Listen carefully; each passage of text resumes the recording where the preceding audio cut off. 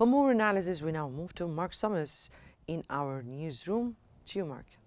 Thank you very much, Moni. Yes, good afternoon, everyone. We're now joined from Cairo by the International Relations Specialist, Dr. Mohammed Osman. Welcome to Q News. Thank you very much for being here with us. So, 10 times, Dr. Osman, what do you think might compel Israel to comply with the ceasefire agreement? Thank you for having me, Mark. Of course, the only actor that can actually exercise any sort of pressure on Israel in order to compel it or even coerce it to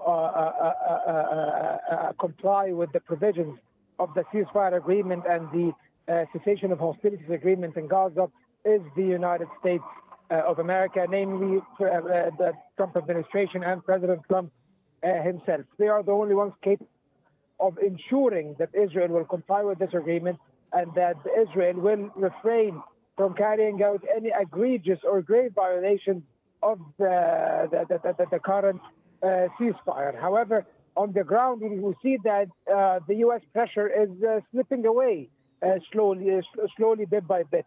As we have seen today morning, an Israeli tank shelled a vehicle transporting civilians, killing 11 people, 8 of them or 9 of them children.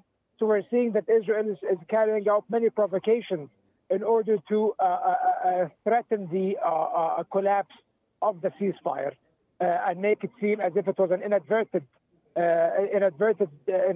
cause that caused the collapse of the process. However, the U.S. pressure is still in place, and the Americans are still very much interested, Mark, in maintaining this ceasefire as we speak. The first phase of the agreement is all but over. All what remains is the delivery of 18 remains, or the remains of 18 hostages. And of course, the Israelis are making a fuss out of the delays, the perceived delay of the delivery of these corpses, because basically they knew very well that these corpses are buried under 50 million tons of rubble, which is the amount of destruction Israel has caused inside the Gaza Strip. Yet they do demand and pressure for the speedy and immediate delivery of these bodies, which is not possible. The Red Cross said it will take time to get most of the bodies. There were 28 bodies. Around 12 of them have been returned, and now, or 10 of them have been returned, and 18 remain under the rubble, and they are being searched for by rescue teams. However, so by the time this exchange is done, the first stage of the agreement would have been accomplished successfully, and then we move forward to phase 2, which is the hardest, of course, concerning post-war governance in Gaza and disarmament. Yes, indeed. I mean, if Israel's leadership does reject the army's advice and uses this as an excuse and restarts hostilities further, what could we expect in the next 72 hours? I think that Israel will most likely not undermine this agreement at this point. I do not think that the Israelis will risk risk angering the Americans or President Trump or embarrassing the U.S. president in such a manner. I don't think that is something that they are interested in doing, at least at this very moment. The Israelis want to return the bodies, and they want to create a condition in the Gaza Strip where, without even any hostilities, the humanitarian catastrophe continues and the state of chaos prevails in Gaza, so that it would seem that reconstruction is not really possible, and that even the continued existence of the Palestinian people on their land in Gaza will not be possible either. And also, in order to provoke Hamas to carry out any sort of escalation to answer this provocation, so that they can be blamed for the collapse of the ceasefire. However, the Israelis, in my view, are not interested in seeing this agreement being implemented fully through to the end. This is something that is so distant from Israel's design at this moment, in my view. And also, at the same time, Mark, it seems that the Israeli army is exhausted and wants to regroup and recuperate its forces once more.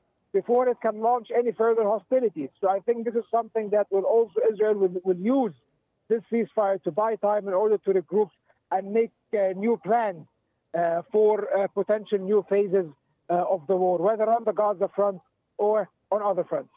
Well, given the repeated ceasefire breaches, as you mentioned, and also movement restrictions as well, are there immediate protections that are legally required under international humanitarian law or perhaps under the agreement?